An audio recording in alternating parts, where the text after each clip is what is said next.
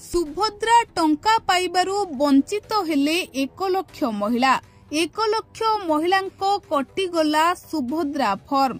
राज्य सरकार बारंबार सुभद्रा योजना को नहीं सचेतन करथिले मध्य महिला माने करिसंती एही भूल। महिलांको एही भूल पाई कटि जाइछि 1 लाख महिलांको सुभद्रा फॉर्म। टंका पाइबारु वंचित होइछंती 1 लाख महिला।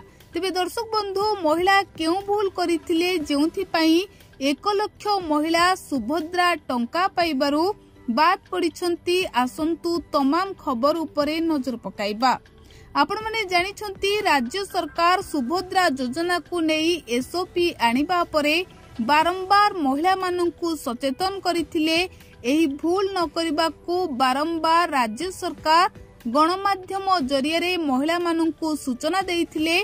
हेले राज्य सरकार को बारंबार सचेतन परे भी महिला माने एही भूल करिबा द्वारा 1 लाख रु ऊर्ध्व महिला सुभद्रा योजना टंका पाइबारु वर्तमान बाद पड़िछंती। आपण माने जानिछंती गतकाली जेतेबेले अकाउंट वेरीफाई होइथिला सेतेबेले समस्तंको अकाउंट जांच पई प्रथमे 1 टंका लेखाए सरकार अकाउंट को छाड़ीथिले।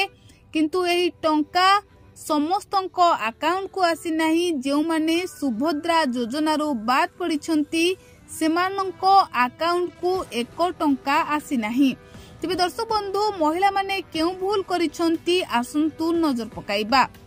सर्वप्रथमे सरकार घोषणा करिथिले जेउ महिला सरकारी चाकरी करिथिबे, जेउ महिला सरकारंको द्वारा मासिक 1800 टंका रु ऊर्ध्व टंका पाउथिबे, जेउ महिलांकर जमी बाड़ी एवं 4 चकिया जान थिबो सेही महिला माननकु सुभद्रा टंका मिलिबो नाही।